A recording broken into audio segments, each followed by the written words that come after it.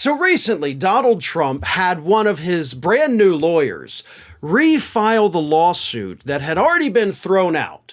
And not just thrown out. It was such a bad lawsuit that not only did the judge throw the case out, but he also sanctioned Alina Habba, who initially filed the lawsuit, and, of course, Donald Trump. And this was the lawsuit alleging that Hillary Clinton had somehow conspired with FBI Director James Comey to make it look like Donald Trump was an agent of Russia. Well, the first one was thrown out, but recently, of course, the Durham report was released. And Trump said, oh boy, the Durham report that doesn't show anything of value for anyone. Somehow this new report changes the facts of my lawsuit that was tossed out and got me sanctioned, so I'm going to refile it. The problem is, it's difficult to find a lawyer willing to refile that after the previous lawyer and Trump and his other lawyers had also been sanctioned. So how can you find a lawyer stupid enough to refile this lawsuit? Well, easy. You find one literally fresh out of law school. And Donald Trump used a lawyer by the name of Jared Roberts, who had graduated law school according to reports in 2021.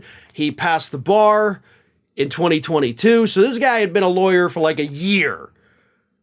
And Trump got him to file the lawsuit. And wouldn't you know it, poor lad got struck down by Judge Middlebrooks the same way that Alina Habba did.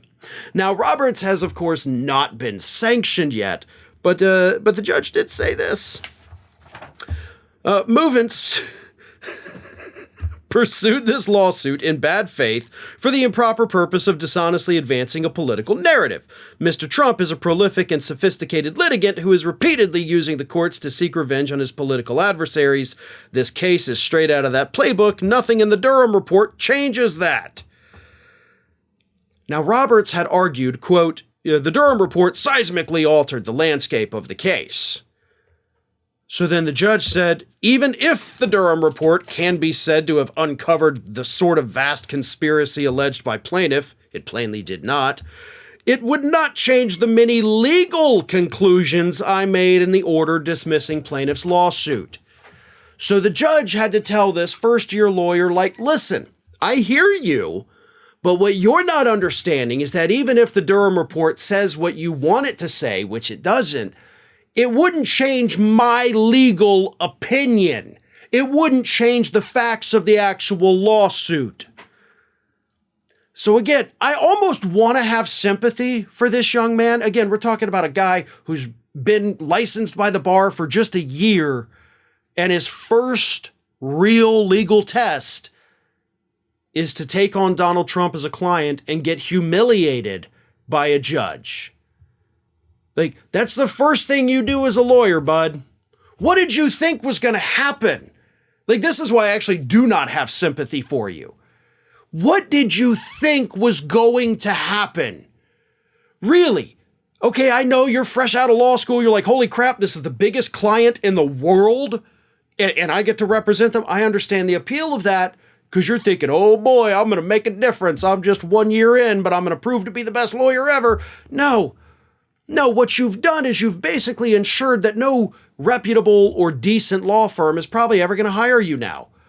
Because when you go and you apply for jobs at these law firms, you're going to have to list the cases where your name is on it. And this one's going to come up and they're going to ask you in the interview, so how did that go? Right? Because we can pull up the legal opinion right here because we don't think that was a very smart thing for you to do. Why'd you do it? And then you're going to have to answer that because it wasn't about justice. It was about trying to, most likely get your name attached to a lawsuit with Donald Trump, right? It's not going to work out well for you, bud. I mean, it already didn't work out well for you, but you're going to be paying for this one long down the road, right? Even if you disassociate from Trump right now, this is going to haunt your legal career for many years to come. This was a very stupid decision. I hope you've learned a lesson. But again, what did you think would happen? Look around at every Trump lawyer in the country today. You tell me which ones of them are having a good time. You've got plenty that are facing criminal charges. You've got one, Michael Cohen, who of course has seen the error of his ways. He had to go to jail for Donald Trump. The last woman who filed this lawsuit that you refiled got sanctioned for it. So what did you think was going to happen? Because I can promise you, everybody who looked at this when it happened could have told you that this was exactly how it was going to end. Hey everyone, this is Aspen. And did you know that for the low cost of $0 per day, you can subscribe to the Fair and Balanced YouTube channel? We also encourage you to like, comment, and share, but again, click that subscribe button and help Aspen not be so grumpy.